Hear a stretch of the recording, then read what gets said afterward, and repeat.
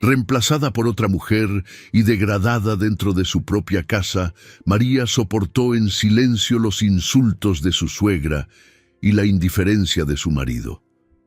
Dormía en la habitación trasera, servía como empleada y rezaba en silencio. Pero cuando todos pensaban que estaba derrotada, sucedió algo inesperado que transformó su historia para siempre. Una historia sobre humillación, fe, justicia divina y el tipo de victoria que solo Dios es capaz de escribir. Deja en los comentarios desde qué ciudad nos estás viendo y dale a me gusta ahora, porque esta historia te llegará al corazón. María era conocida en el pueblo como una mujer de alma pura, de esas que mantienen su dignidad incluso en las adversidades. Caminaba por las calles de tierra con paso firme, con un pañuelo sencillo cubriendo su cabello, las manos siempre marcadas por el trabajo y la mirada baja, no por sumisión, sino por humildad. Desde pequeña había aprendido que la vida no prometía un camino fácil, y por eso afrontaba cada día con un coraje silencioso, sostenida por una fe profunda e íntima que no necesitaba palabras para existir. Los vecinos decían que María tenía un corazón que lo soportaba todo, pero pocos sabían el peso que cargaba al cerrar la puerta de su casa al anochecer. Casada con Julián durante muchos años, María nunca había podido concebir. Esta ausencia se convirtió en el mayor dolor de su vida y a la vez en su mayor carga. Cada noche, al acostarse junto a su esposo, sentía un vacío que no podía llenarse con cariño ni promesas. Al principio Julián intentó consolarla. Dios lo sabe. Todo, le decía una vez tomándole la mano. María solo asentía con una leve sonrisa, guardando las lágrimas para cuando estaba sola. Sin embargo, con el paso de los años, el silencio entre ellos se acentuó, y la casa empezó a resonar más con las palabras de otros que con las suyas. La voz más áspera provenía de doña Carmen, la suegra. Delante de los vecinos, en el mercado o en la puerta principal, no tenía vergüenza alguna. Una mujer seca no sirve para nada, decía en voz alta, como si fuera una advertencia pública. Una casa sin hijos es una casa sin futuro. María sintió que le ardía la cara, que se le encogía el corazón, pero no respondió. Solo bajó la mirada, se aferró el delantal entre los dedos y siguió trabajando. En casa, doña Carmen continuó. «Mírate, María, años de matrimonio y nada que mostrar». Julián a menudo permanecía callado, sentado en un rincón, incapaz de defender a su esposa o enfrentarse a su propia madre. Las humillaciones se volvieron rutinarias. Cada comida era una prueba de resistencia emocional. Doña Carmen señalaba los defectos de la comida, criticaba la forma en que María caminaba, hablaba e incluso rezaba. «Rezar no llena una cuna», decía con desprecio. Lucía aún no formaba parte de la historia, pero el veneno ya se estaba preparando. María sentía que algo se agitaba en las sombras, algo que no comprendía del todo, pero que la inquietaba. Aún así, seguía con sus quehaceres. Cuidaba la casa, lavaba la ropa en el arroyo, cocinaba para todos, como si el amor pudiera, de alguna manera, silenciar el dolor. Al caer la noche y dormir todos, María se levantaba en silencio. Se arrodillaba en un rincón de la habitación, encendía una pequeña vela y por fin dejaba que las lágrimas fluyeran libremente. «Dios, tú conoces mi dolor», susurraba con voz temblorosa. «No pido castigo para nadie, solo pido justicia y paz». Hablaba con Dios como se conversa con alguien muy cercano, alguien que ve lo que nadie más ve.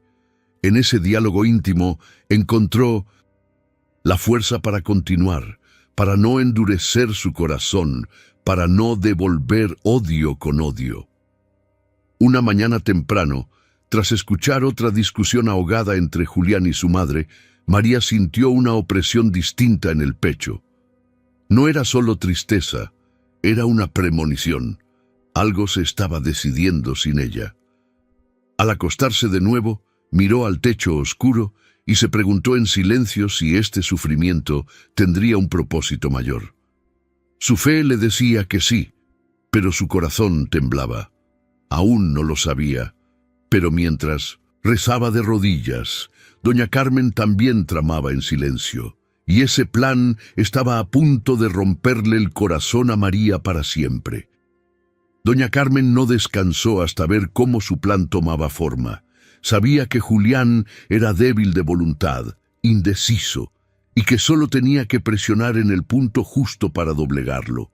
Utilizó las palabras adecuadas, insinuando que le preocupaba el futuro de la familia, el apellido que debía perdurar, las tierras que podrían perderse si no había un heredero. «Vas a dejar que todo esto muera contigo, Julián. Una familia sin hijos es como un campo sin lluvia», repitió con voz firme mientras echaba leña al fuego o servía café. Y entonces, como dando una solución y no una orden, sugirió a Lucía, la hija de un comerciante del pueblo vecino, conocida por su belleza y generosa dote, una joven prestigiosa de origen privilegiado. Su familia tiene tierras, un nombre y, lo más importante, puede darnos hijos. Eso es lo que necesitamos, afirmó, sin disimular el veneno, en cada palabra. Julián dudó durante días, pero la presión crecía como el humo de un fuego oculto. María, sintiendo que algo se agitaba a su alrededor, intentó hablar con su marido. «Julián, algo ha cambiado. Ya no me miras a los ojos. ¿Qué pasa?» Él evadía el tema, fingía cansancio, decía que eran preocupaciones del trabajo, que solo era su imaginación. Pero la verdad ya estaba decidida. Y cuando María lo supo, no fue por Julián. Lucía llegó como si fuera a tomar posesión. Traía 2 maletas, grandes brazaletes de oro, un perfume dulce y una mirada de superioridad.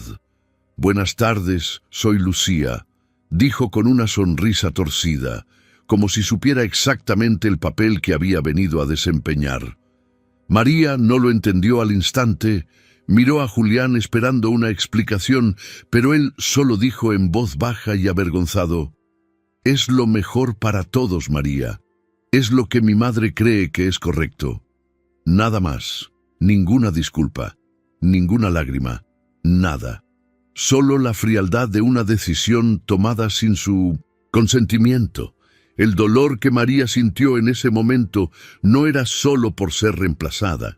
Era por ser descartada como si fuera invisible, como si todos los años de sacrificio, de amor, de intentar formar una familia, se hubieran esfumado como el polvo de un porche.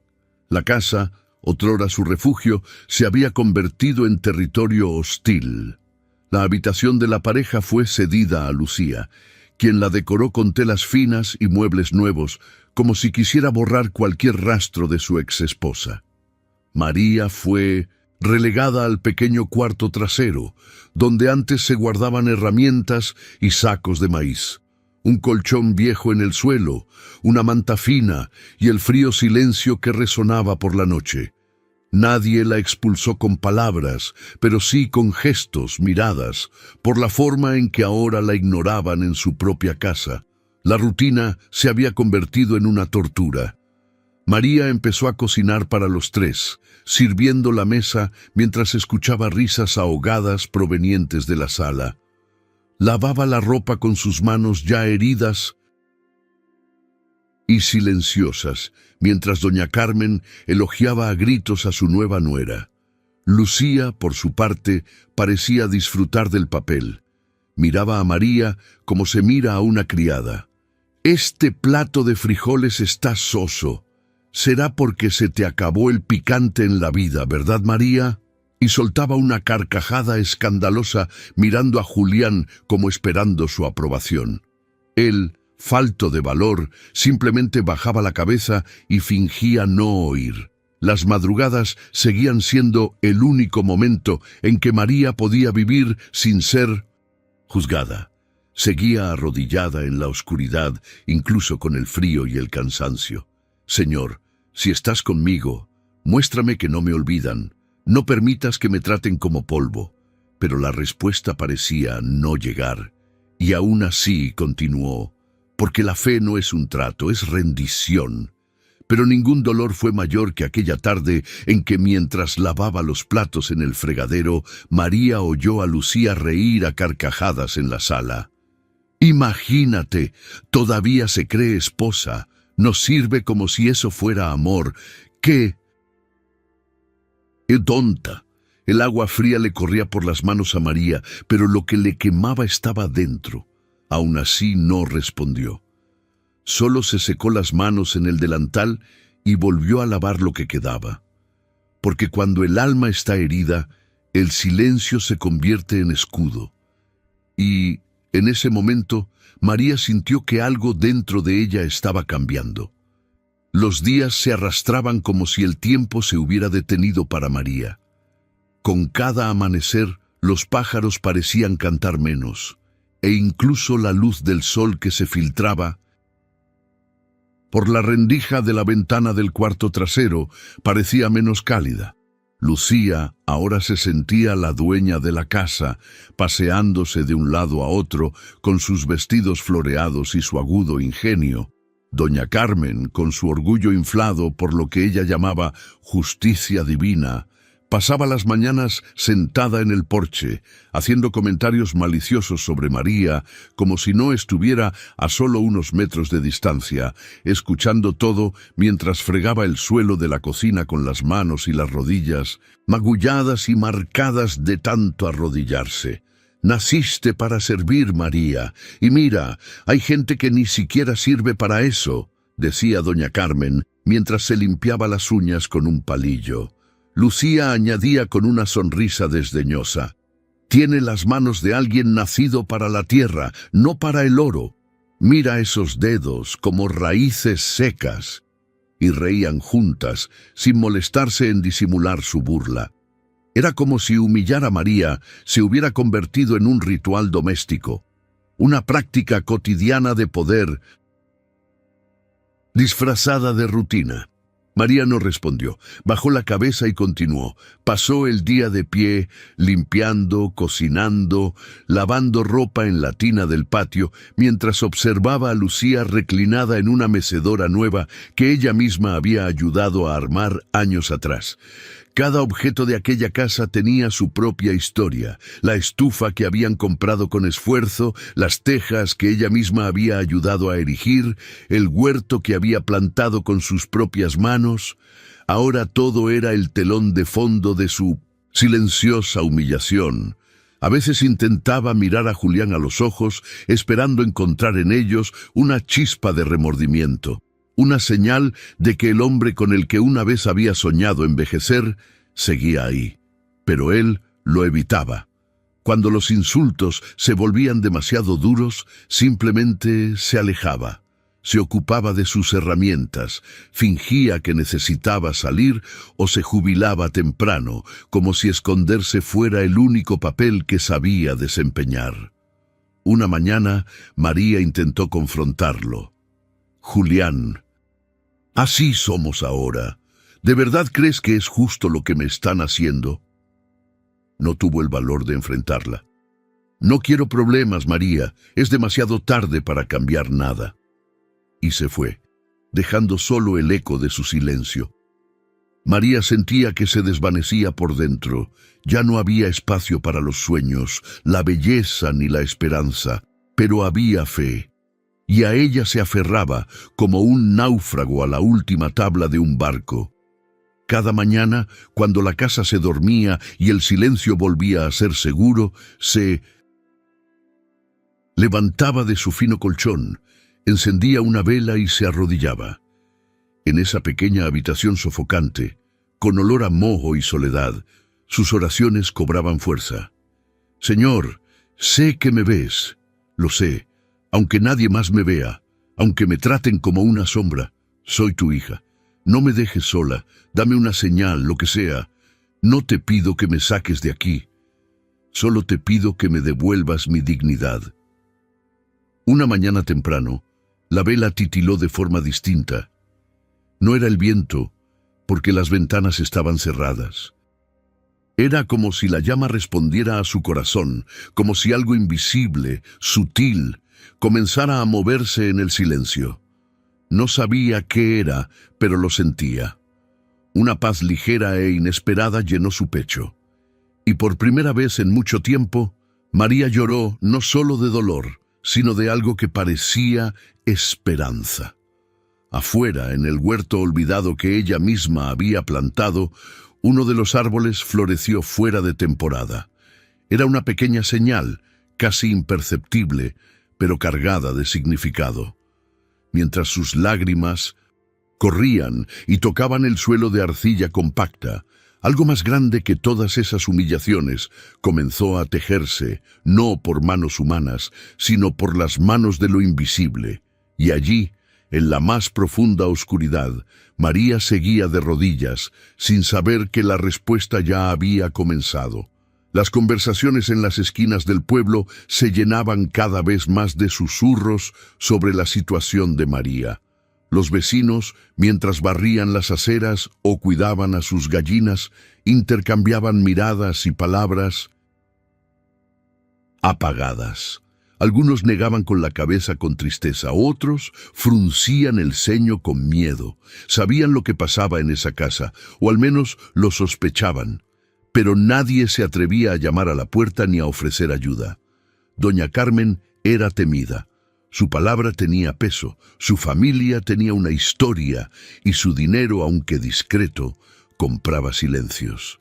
La mayoría prefería guardar silencio antes que provocar la ira de una mujer que conocía los secretos de todos. María lo sabía. Sentía las miradas al ir al mercado, con los ojos hinchados de llorar, la ropa limpia, pero siempre igual, desgastada por el tiempo y el trabajo. Al agacharse a elegir verduras, oía las voces bajas a sus espaldas. Dicen que todavía les cocina. Su suegra obligó a su hijo a cambiarla por otra mujer, y se quedó. Palabras duras, pero María las dejó pasar. Nunca respondió. Nunca se rebajó, ni siquiera cuando doña Carmen la insultó en público, ni cuando Lucía insistió en presumir el collar nuevo que había comprado con el cintos, dinero que antes había salido de sus manos callosas. María creía con todo su corazón que Dios veía, y eso le bastaba. Oraba como quien siembra semillas en tierra seca, sin saber si algún día vería flores. A veces, simplemente miraba al cielo y suspiraba, como si sus oraciones se las llevara el viento. Otras veces le hablaba a Dios como se le habla a un viejo amigo. Señor, no permitas que olvide quién soy. No dejes que este dolor me convierta en una sombra. Protégeme, aunque sea en silencio. Y volvía al trabajo con el corazón apesadumbrado, pero firme. Una mañana, mientras lavaba las ventanas de la casa, una mariposa azul se posó justo en el centro del cristal. María se quedó paralizada. Contempló a aquella diminuta criatura con sus alas aleteando suavemente, como si estuviera allí solo para ella. Era una escena tan delicada, tan distinta del dolor que la rodeaba, que por un instante lo olvidó todo. La mariposa no se fue volando de inmediato. Permaneció allí, serena, como escuchando, y María sintió algo cálido en el pecho. Era como si Dios le dijera, «Sigo aquí». Sus ojos se llenaron de lágrimas, pero no de tristeza. Por primera vez en mucho tiempo, sintió que su alma seguía viva. Más tarde, sentada en la parte trasera de la casa donde crecía un rosal que nadie más cuidaba, María alzó la vista al cielo y dijo, casi en un susurro, «Cuando llegue tu hora, Señor, dame una señal, muéstrame que no me has olvidado». Y dejó que el silencio respondiera. Siempre era así. No exigía prisa, solo presencia. El día transcurrió como cualquier otro. Lucía se quejaba del almuerzo. Doña Carmen criticaba cómo doblaban las sábanas. Julián evitaba cualquier contacto. La noche cayó tranquila, y María regresó a su vela, a su oración, a su pequeño cuarto oliendo a cansancio y fe. Pero esa noche había algo diferente, un soplo de esperanza que, aunque frágil, parecía querer crecer. A la mañana siguiente, mientras se preparaba para ir al mercado, María oyó pasos apresurados que se acercaban por el polvoriento camino del pueblo. Era raro que alguien visitara esa casa, y menos aún tan temprano. Curiosa pero cautelosa, se dirigió a la puerta. Vio a un hombre con sombrero de ala ancha y ropa sencilla que llevaba un bulto bajo el brazo. Su rostro le parecía vagamente familiar, como el de alguien de una época antigua y olvidada. «Busco a María, la hija de don Ernesto», dijo con voz firme pero dulce. Sintió un escalofrío. Hacía años que nadie mencionaba el nombre de su padre. El hombre extendió el bulto y añadió: «Tengo algo que te pertenece». María sintió que la tierra desaparecía bajo sus pies. No venía del cielo, ni de sus oraciones silenciosas. Venía del camino, del polvo, del pasado que creía enterrado. Pero era una respuesta, y aunque aún no entendía qué significaba, supe en ese momento que la promesa de Dios estaba viva, y que, de hecho, Él la había escuchado. El sol aún no había llegado al centro del cielo, cuando María oyó que llamaban a la puerta de Mindo de Sins. Madera. El sonido era seco, insistente, impropio de la casa, donde rara vez llegaban visitas, y cuando lo hacían, siempre las anunciaba doña Carmen o por algún favor de Lucía. María se secó las manos en el delantal, salió de la parte trasera de la casa y cruzó el patio en silencio, sintiendo el cálido viento matutino que se alzaba desde el suelo polvoriento. Al abrir la puerta, vio a un hombre mayor, con la piel marcada por el tiempo, ropa sencilla y desgastada, y un sombrero de paja descolorido que le cubría el cabello blanco. Llevaba una caja de madera envuelta en un lienzo. Había dignidad en su postura, aunque sus ojos denotaban cansancio. «Buenos días, señorita. Busco a María, la hija de don Ernesto», dijo en voz baja pero firme. María sintió un escalofrío. Hacía muchos años que nadie mencionaba el nombre de su padre de esa manera. Con los ojos entornados por la luz, respondió vacilante: «Soy yo. ¿Quién es usted?». El hombre respiró hondo, se bajó el sombrero en señal de respeto y dijo: «Me llamo Miguel. Trabajé con su padre durante muchos años.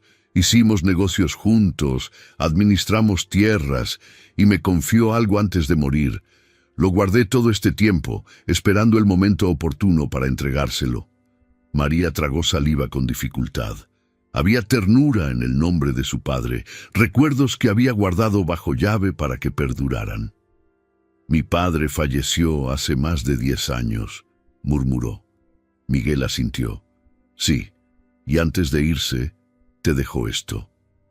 Con cuidado, abrió la caja allí mismo, frente a la verja. Dentro había papeles viejos, algunos amarillentos por el tiempo, pero protegidos con paños limpios. Olía a pasado, a madera vieja y a recuerdos. Sacó uno de los documentos y se lo mostró. Títulos de propiedad. A nombre de María de los Ángeles, hija legítima de Ernesto Ramírez. Reconocimiento oficial y registro de propiedad. Tu padre compró esta tierra con el sudor de su vida». María sostenía el papel con manos temblorosas. Leyó el nombre, la fecha, la firma de su padre. Su mente daba vueltas. «Pero, ¿dónde está este terreno?», preguntó con la voz casi quebrada. Miguel señaló con la cabeza hacia el suelo donde estaban. «Aquí mismo, esta casa, el terreno donde está. Todo esto te pertenece, María. Tu padre lo compró legalmente, pero cuando murió nadie lo reclamó, y con los años se mezcló con otras propiedades hasta que cayó en malas manos. pero legalmente nunca dejó de ser tuyo. El suelo pareció tambalearse bajo los pies de María. Aquella casa, escenario de su dolor, sus humillaciones, sus silencios reprimidos, las noches que pasó arrodillada, implorando justicia, estaba construida sobre un terreno que siempre había sido suyo. Dios la había escuchado, y ahora, en forma de papeles amarillentos, respondía con algo más que palabras. María apretó el documento contra su pecho y miró a Miguel con lágrimas en los ojos. ¿Por qué ahora? ¿Por qué solo hoy?, suspiró el hombre. Porque solo ahora el cielo me ha empujado hasta aquí. Porque la justicia de Dios nunca falla, María. Simplemente llega en el momento oportuno. En el balcón, doña Carmen observaba desde lejos, entrecerrando los ojos para ver mejor. Lucía susurraba a sus espaldas, visiblemente inquieta. Julián estaba sentado a la sombra del árbol del jardín, fingiendo que no pasaba nada. Pero María lo sabía. Sabía que todo estaba a punto de cambiar. El silencio que la asfixiaba comenzaba a romperse. Por primera vez, tembló. Pero no de miedo, ni de dolor. Era la fuerza de algo nuevo que emergía, algo más grande que todas las palabras que se habían usado para menospreciarla. Era la justicia que viene de Dios. Y ahora, con ese documento en sus manos, ya no era solo la mujer humillada, era una heredera, era dueña de la tierra donde se había sembrado la injusticia, y estaba lista para cosecharla con sus propias manos. María pasó la noche en vela. El bulto de madera reposaba sobre la mesita del cuarto trasero, iluminado solo por la luz vacilante de la vela, como si fuera un relicario sagrado. Lo observaba sin apartar la vista, con el corazón acelerado, como si temiera despertar y descubrir que todo había sido solo un sueño. Tocó con delicadeza los viejos papeles, releyendo las palabras que llevaban su nombre, escritas con la firme letra de un notario de otra época. Propiedad de María de los Ángeles Ramírez.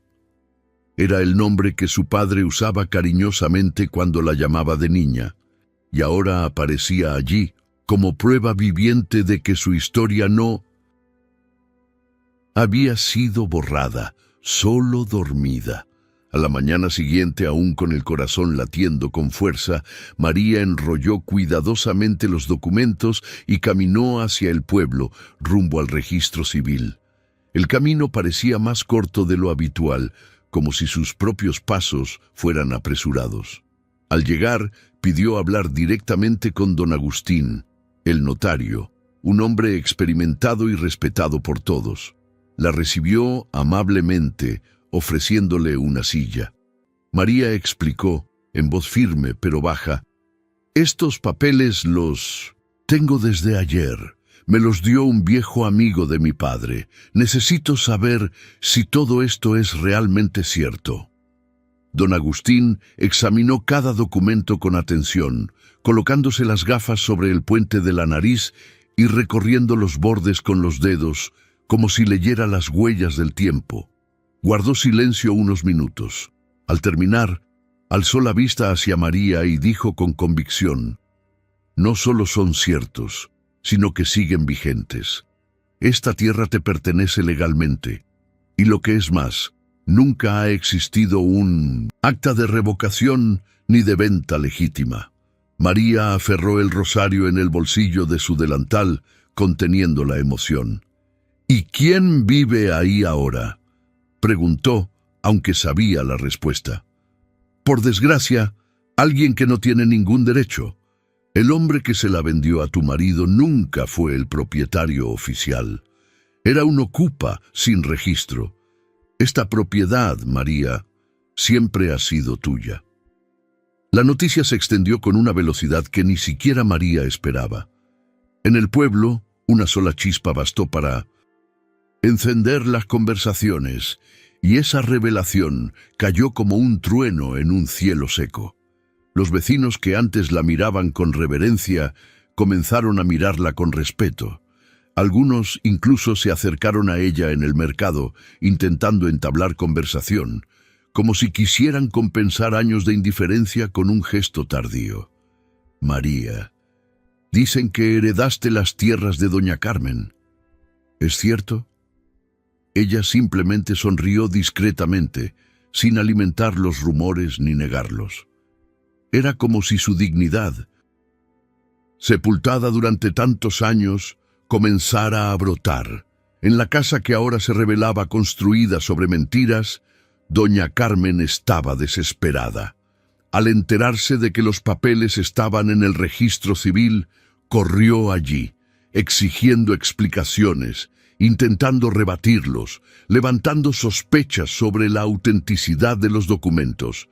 «Esto es absurdo. Esta mujer intenta sacarnos de nuestra propia casa», gritó con los ojos encendidos. Pero don Agustín, con calma, respondió: «Los registros están limpios, señora. Todo se hizo legalmente. El nombre está aquí, registrado desde hace más de 20 años. Está ocupando un terreno que nunca le perteneció». Regresó a casa angustiada, encerrándose en su habitación durante horas. Incluso intentó ocultarle los papeles a María, llevándose lo que pudo, pero fue inútil. El notario ya había hecho copias, archivado todo. No había vuelta atrás. Lucía, irritada por el caos, empezó a distanciarse de los dos.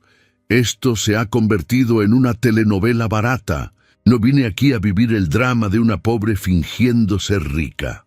Su voz de desdén se agudizó a medida que la comodidad de la casa se desmoronaba. Julián, al enterarse de todo, palideció. Buscó a María en el pueblo, intentó encontrarla en el mercado.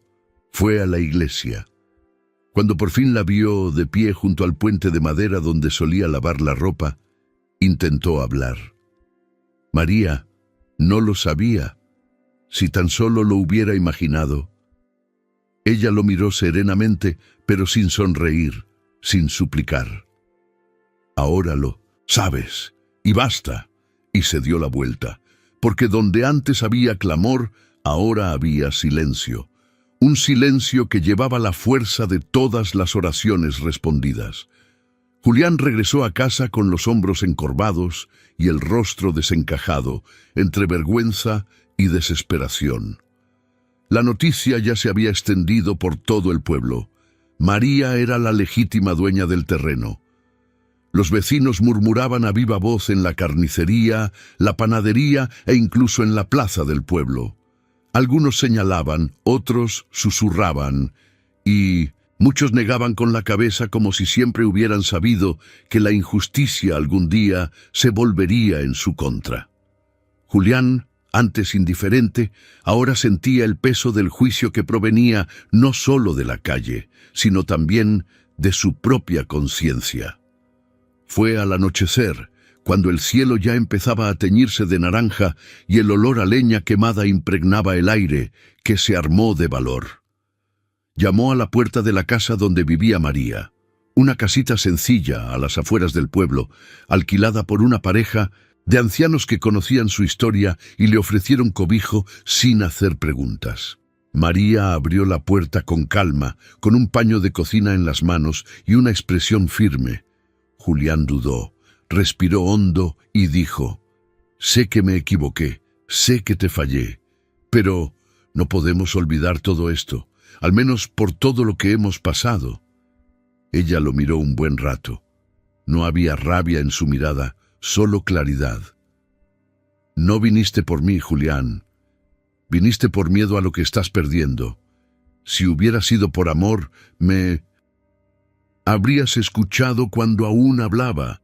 Intentó continuar, pero las palabras no encontraron cabida. María levantó la mano levemente, como pidiendo silencio, y añadió: «No te odio, pero hoy elijo lo que me corresponde», y cerró la puerta con serenidad. Al día siguiente apareció doña Carmen. A diferencia de lo habitual, no se veía altiva, ni sus ojos brillaban. Iba descalza, con el chal sobre los hombros y el cabello suelto al viento.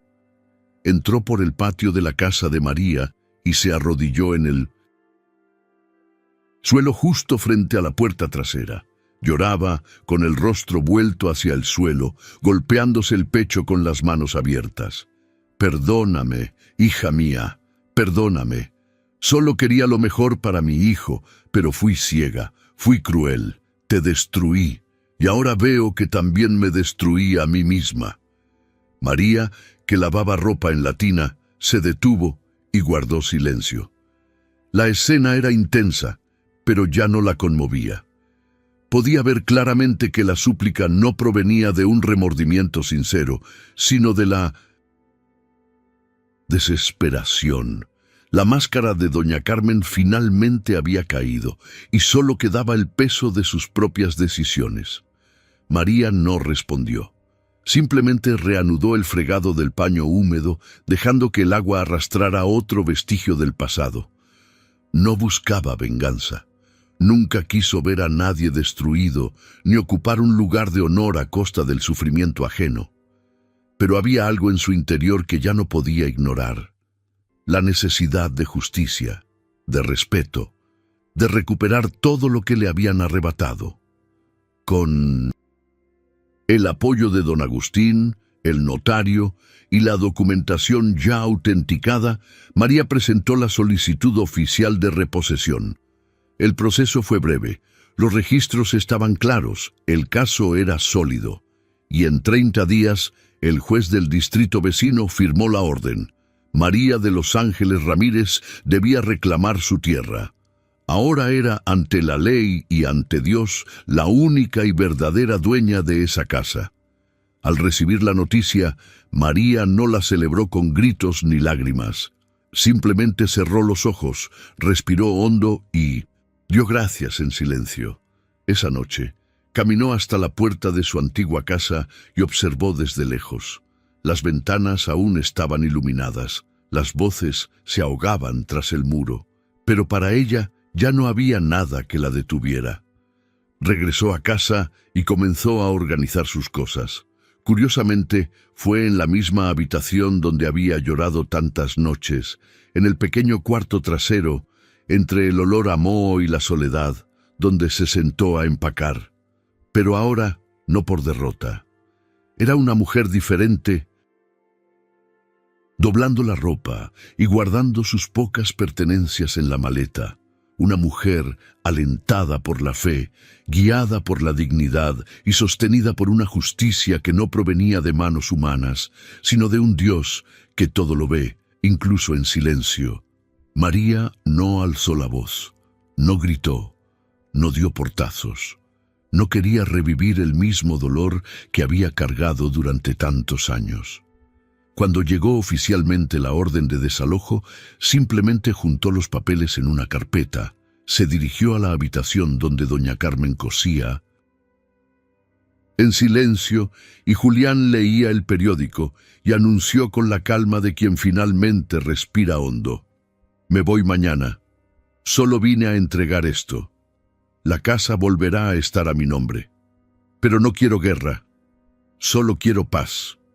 Extendió los documentos sobre la mesa, se dio la vuelta sin esperar respuesta y regresó a la pequeña trastienda, donde aún quedaban algunos recuerdos por empacar. Aquella noche fue extraña. Ninguno de los habitantes de aquella casa durmió tranquilo. Julián caminaba de un lado a otro, murmurando para sí mismo, como si intentara comprender en qué momento todo se había derrumbado. Doña Carmen no dijo nada, pero tenía los ojos enrojecidos y la aguja de coser temblaba entre sus dedos. Lucía fingió indiferencia, pero empacó su maleta a toda prisa, guardando sus joyas y vestidos como si presentiera el fin de un reinado. Afuera, el viento soplaba con más fuerza, esparciendo las hojas del jardín que María había cultivado sola. Al día siguiente, al amanecer, María se echó la manta de lana sobre los hombros, se recogió el pelo con una bufanda azul claro y cargó con una sola maleta.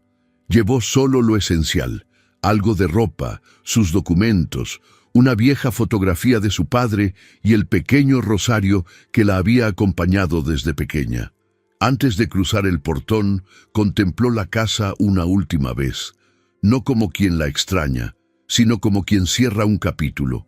Luego, caminó hacia el centro del pueblo, con paso firme, serenidad en el corazón y la fe intacta. Alquiló una casita, modesta en la parte baja del pueblo, donde el suelo era más húmedo, pero el sol aún daba de lleno.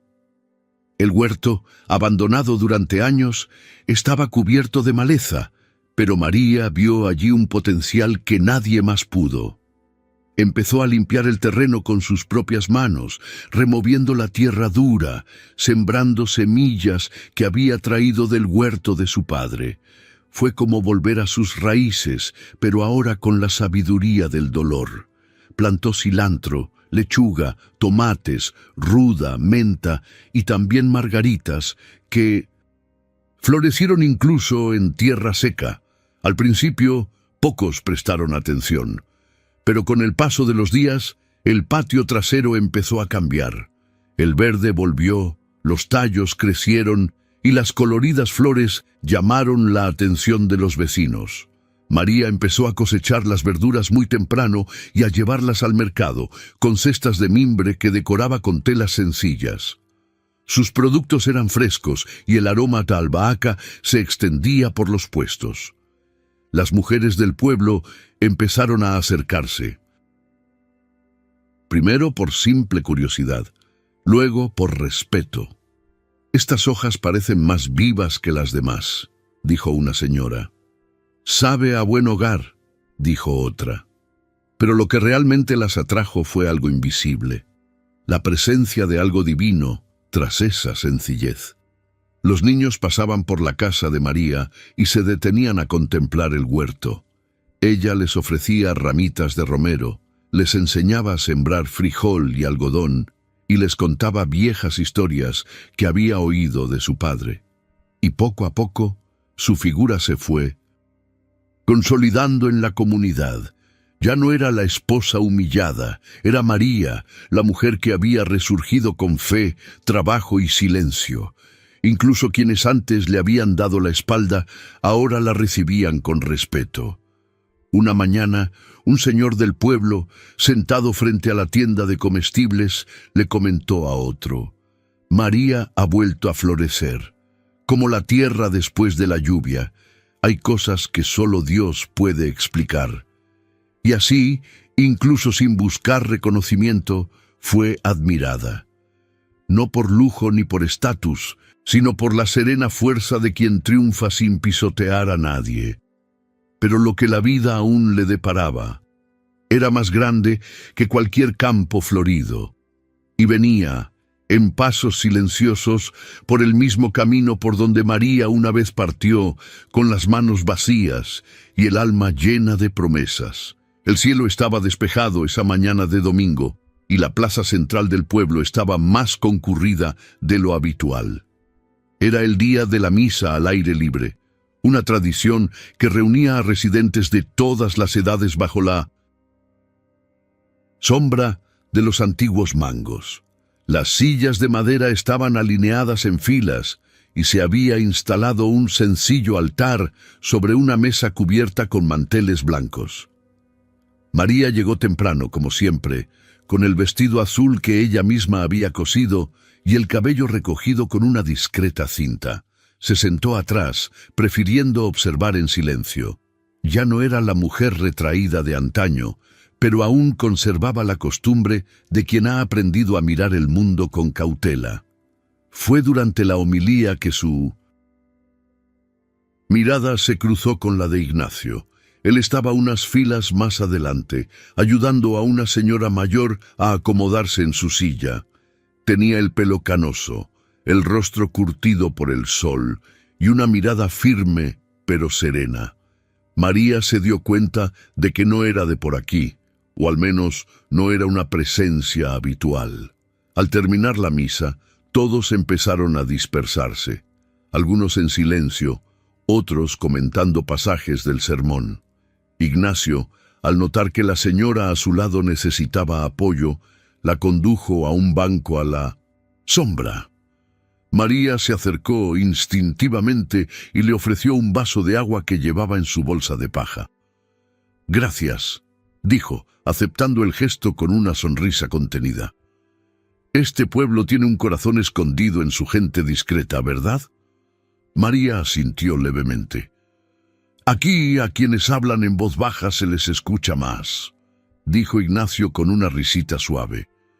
«Entonces estamos en el lugar correcto. No hubo intercambio de nombres en ese momento. Solo la semilla de una conversación sincera, sembrada entre dos silencios que se reconocían. Los domingos siguientes empezaron a reunirse allí, siempre después de misa. Primero hablaban del tiempo, luego de las huertas. Ignacio mencionó que ayudaba a cuidar la propiedad de una pareja de ancianos que habían perdido a sus hijos y necesitaban a alguien que mantuviera la tierra con vida.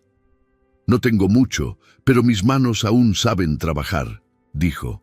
María compartió pequeñas historias de su huerto, de las flores que habían resistido la sequía, de las abejas que habían regresado lentamente. Hablaron sin prisas, con la naturalidad de quienes ya no tienen nada que demostrar al mundo. Una vez, mientras caminaban juntos por un sendero detrás de la capilla, Ignacio se detuvo ante un árbol en flor y dijo: «Sabe, doña María, perdí a mi esposa hace 7 años. Desde entonces he aprendido que el amor no se hace con promesas, se hace con presencia, silencioso, pero constante». María guardó silencio, no por timidez, sino por respeto a la profundidad de esas palabras. Intuyó que había verdad en ellas. Ignacio no buscaba compañía por necesidad, no la miraba con lástima ni con deseo. Su mirada era la de quien ve el alma, no las ruinas. Poco a poco, los paseos se convirtieron en una costumbre. Después de comer, María dejaba secar los platos al sol y caminaba hasta la plaza, donde él la esperaba con un banco de madera improvisado y 2 vasos de agua con limón. Hablaban poco, pero cada palabra tenía peso. Una tarde, mientras contemplaban el ballet, golondrinas en el cielo, dijo: «Es en el silencio donde crecen los milagros». Y María sintió un ligero escalofrío, como si esas palabras tocaran algo muy antiguo en su interior. Esa noche, al encender la vela ante el pequeño altar que guardaba en un rincón de su habitación, María se dio cuenta de que su oración era diferente. Ya no pedía alivio ni justicia, solo daba gracias, porque algo en su corazón comenzaba a florecer. No era una pasión desbordante ni una esperanza desesperada. Era una nueva calma, una ternura que nacía sin esfuerzo. En el silencio del alma de María, tras tantos años de dolor, algo comenzaba a renacer.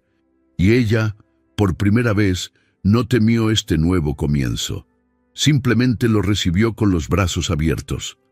La boda de María e Ignacio fue sencilla, pero impregnada de una dignidad que resonó por todo el pueblo.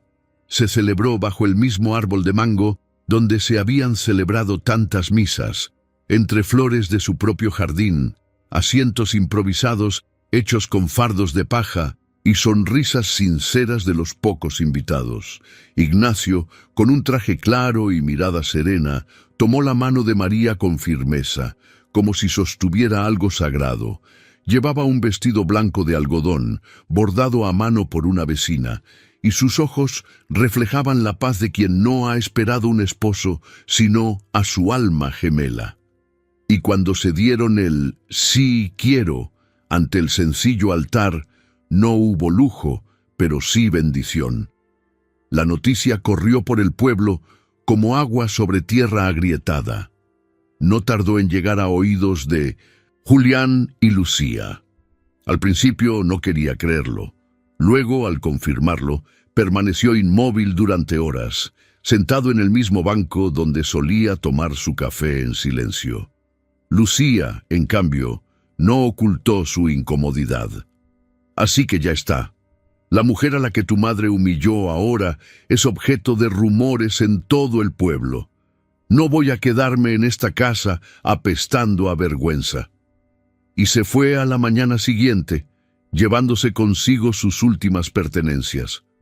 Una radio, la tetera de cobre, unos paños de lino que aún no se habían manchado con el tiempo.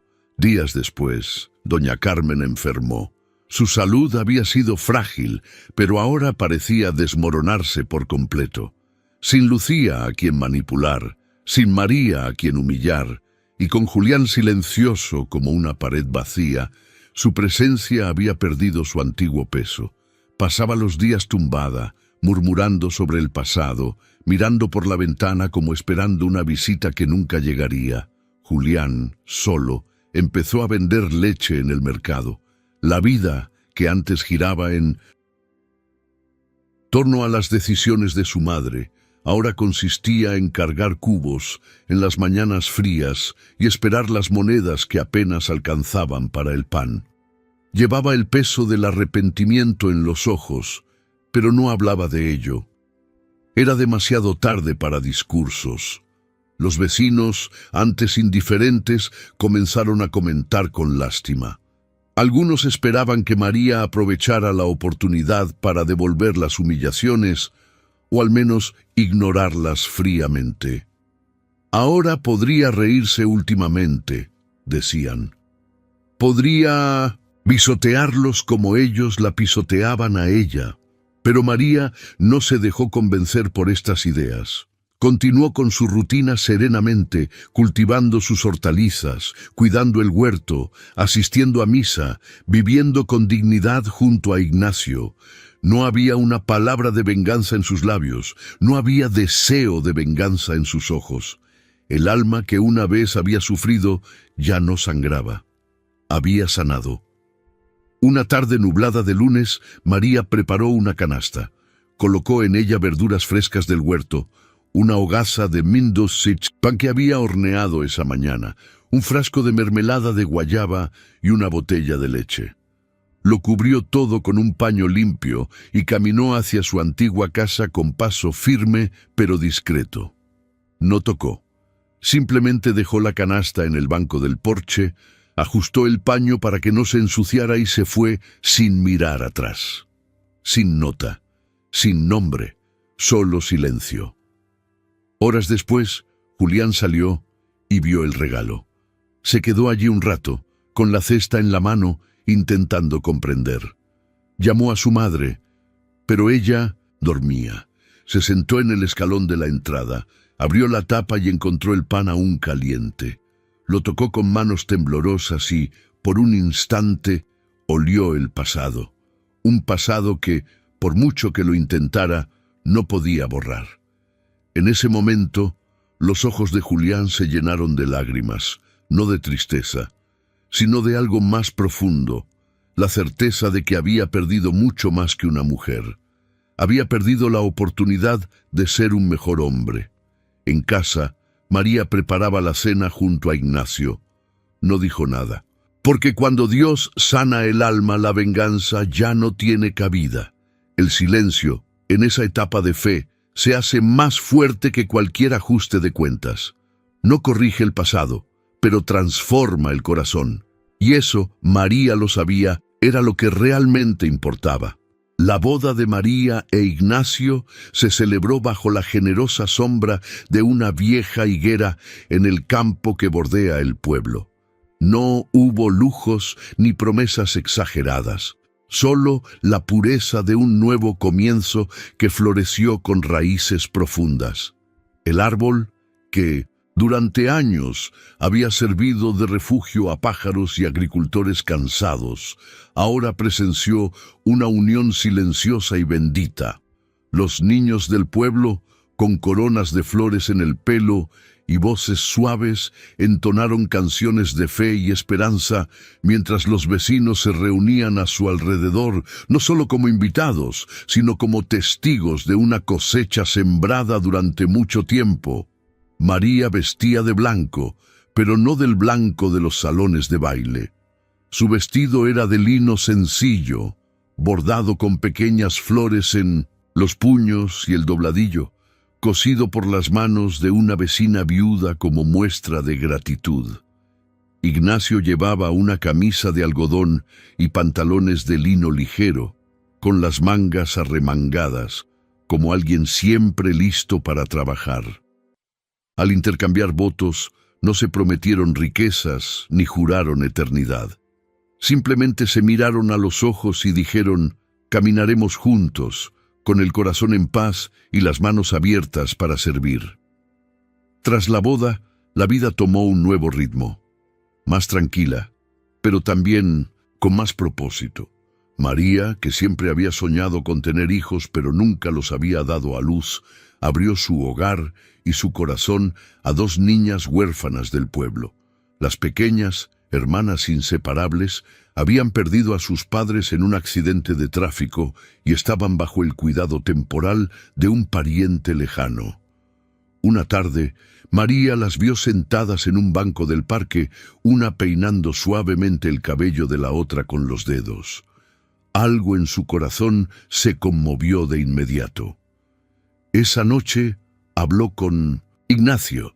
No tienen a dónde ir, pero si Dios me ha confiado tanto, ¿cómo no voy a hacerles un hueco también?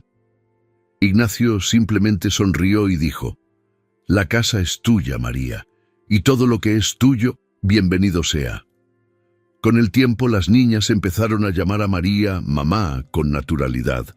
La casa, antes silenciosa, ahora se llenaba de risas, pasitos entre los huertos, preguntas inocentes y cuentos para dormir. María las cuidaba con la ternura de quien había esperado toda su vida para darles el amor que siempre había conservado. Cuidaba de su cabello, de su ropa, de los raspones en sus rodillas, de sus pesadillas. Lo hacía todo como si hubiera nacido para ello, y en el fondo así era.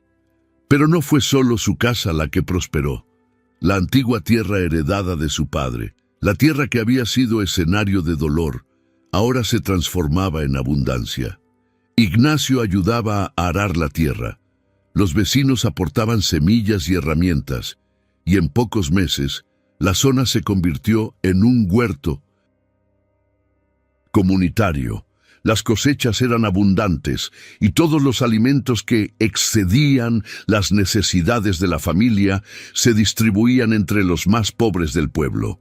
Tomates, lechugas, calabazas, hierbas aromáticas, zanahorias, todo se cosechaba con cuidado y se entregaba en cestas de tela, con palabras amables y abrazos sinceros. María siempre decía la misma frase al repartir la comida: todo lo que recibí, lo devuelvo con amor. Y esa frase resonó en la boca y el corazón de los residentes. Pronto comenzaron a llamarla la Madre de la Esperanza, no como un título vacío, sino como la verdadera expresión de quién se había convertido. Era común verla sentada en el porche con uno de sus hijos en su regazo, otro niño en brazos y dos vecinos más pidiéndole consejos sobre la vida, la fe, el dolor y el perdón. Se convirtió en un pilar, no por su poder, sino por su presencia, no por hablar mucho, sino por escuchar con el corazón. Las mujeres del pueblo decían que el huerto de María olía a oración. Los hombres comentaban que Ignacio, a su lado, parecía más joven, más fuerte. Los niños corrían a su casa como si buscaran sombra en un día caluroso. Allí reinaba la paz. Había un milagro. Pero el mayor reconocimiento, el que no salió de la boca del pueblo ni de los discretos aplausos de la plaza, estaba a punto de llegar. Y llegaría de donde María menos lo esperaba. En un gesto sencillo, silencioso, pero profundamente divino. Era una tarde cualquiera en el mercado del pueblo. Los puestos aún vibraban con las últimas llamadas de los vendedores, los pájaros posados en los cables de electricidad, y el olor a pan recién horneado se mezclaba con el de la fruta madura. María, con su vestido de algodón y su cesta casi vacía, sonrió a una mujer que elogió sus ramitas de menta. Ignacio la observaba desde lejos, apoyado en una estaca de madera, con esa mirada serena que siempre tenía cuando veía a su esposa en paz. Y fue en ese sencillo entorno donde apareció Julián. Caminaba despacio, como si cargara con algo más que su propio cuerpo. Estaba envejecido no por los años, sino por el peso de la culpa. Su mirada, antes inquieta, ahora evitaba cualquier confrontación. Sus manos vacías intentaban un gesto y sus labios carecían de palabras. Se acercó con cautela sin saber si sería bienvenido y se detuvo a pocos pasos de María mirando al suelo. Ella sintió su presencia incluso antes de verlo. Su corazón no se aceleró, simplemente se quedó en silencio. Cuando levantó la vista, encontró a un hombre despojado de toda arrogancia. Julián no dijo nada, pero su mirada lo decía todo. Arrepentimiento, vergüenza, añoranza y sobre todo una súplica de perdón que no encontraba voz. María respiró hondo, dejó la cesta en el suelo, extendió la mano y la tomó con fuerza. No hubo vacilación, solo certeza.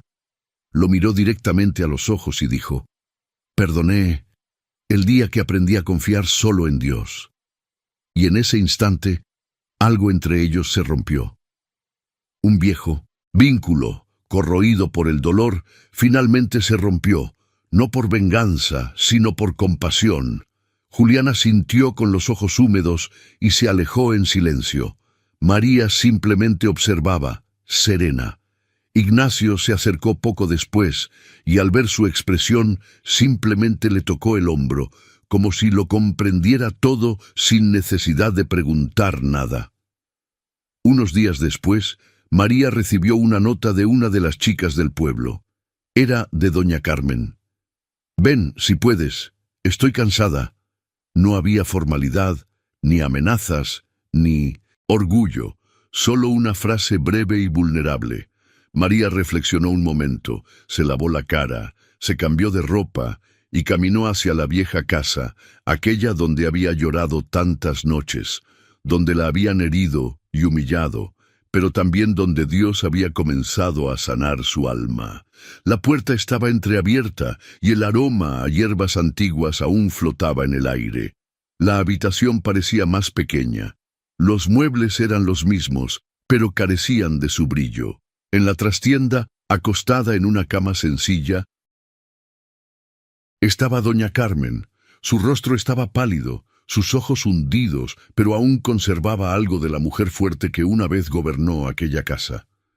María entró en silencio. Su suegra giró lentamente el rostro y al verla rompió a llorar. Un llanto ronco, sin dramatismo, sin palabras. «Ganaste, María, y ganaste con honor». Esas fueron las únicas palabras que logró pronunciar, entre lágrimas que fluían sin resistencia. María se acercó, se sentó al borde de la cama y le tomó la mano. No había ira, ni deseo de venganza, solo presencia, la presencia de alguien que no vino a buscar justicia por su propia mano, sino que confió el destino de todo a Dios. En aquella habitación oscura, que una vez albergó desprecio y un silencio cruel, algo se transformó. El dolor de María no desapareció como por arte de magia, pero en ese instante se transfiguró. Lo que antes era una herida se convirtió en cicatriz, y lo que era humillación, en sabiduría. María nunca buscó la gloria, solo la paz, y Dios, que vio su dolor desde el principio, la honró con dignidad, amor y propósito, porque cuando todo parece perdido, la justicia divina empieza a actuar, pero no grita, florece. Si esta historia te tocó el corazón, suscríbete al canal ahora y deja un me gusta para que más personas puedan descubrir historias como esta. Y si crees que Dios también actúa en el silencio, mira el siguiente video, hecho con el mismo cuidado, puede ser la respuesta que tu corazón necesita hoy.